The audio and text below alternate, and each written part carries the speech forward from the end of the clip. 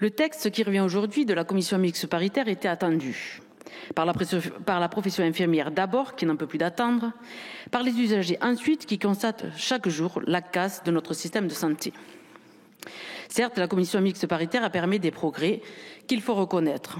Le rôle propre de l'infirmier est enfin inscrit dans la loi et n'est plus une dérogation. La consultation infirmière est consacrée et va libérer du temps médical, tout comme l'expérimentation de l'accès direct. La prescription de certains soins et examens est élargie, la reconnaissance statutaire des spécificités et la pratique avancée progressent. Ce sont des victoires obtenues par le corps infirmier au profit des patients. N'en déplaise alors des médecins, il faut rappeler que les infirmières ont souvent pris le relais sur certains actes, et notamment dans les déserts médicaux. Les réfractaires ont trouvé des relais à droite et à l'extrême droite du Parlement. L'avis de l'Académie de médecine sur les compétences propres aux infirmières est donc réintégré au texte et sera requis avant l'entrée en vigueur des décrets d'application. Frileuse, la droite concède des missions socles, mais l'ordre des médecins vexés conserve son paternalisme surplombant grâce aux sénateurs. Collègues, au fond, est-ce cela une réforme d'ampleur? Est-ce cela une réforme à une profession qui souffre, qui alerte, qui démissionne? Non, c'est précisément le minimum syndical.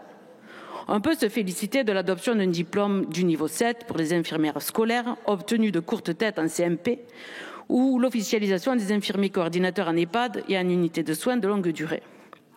Mais aux racines de la crise, ce texte n'y touche jamais. Nous avons ici des miettes sur les salaires. Les infirmiers et les infirmières français sont moins bien payés que la moyenne des infirmiers de l'OCDE. À diplôme égal, la France est en bas du classement et on s'étonne que 60 000 postes soient vacants. À part une ouverture des négociations que nous avons arrachée, il n'y a rien de significatif pour faire face à l'inflation galopante et aux explosions de factures. Je pense ici aux plus de 500 000 infirmières libérales qui galèrent chaque jour. Ensuite, nous avons encore des miettes sur la pénibilité. Une infirmière a 7 ans d'espérance de vie en moins qu'une autre femme. 1 sur 5 part à la retraite avec une reconnaissance d'invalidité. Et même si la majorité a freiné de 4 fers, nous avons réintégré la pénibilité à ces négociations.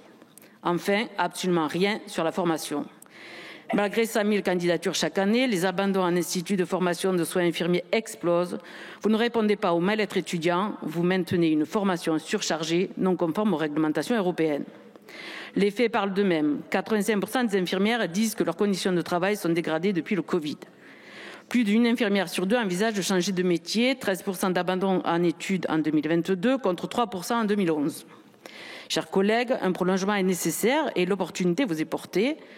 Avec cette proposition de loi que j'ai déposée avec ma collègue Sandrine Runel pour indexer les actes sur l'inflation, allonger la formation, planifier l'ouverture de places en institut de formation. Ce texte travaille avec la profession et est là sur la table.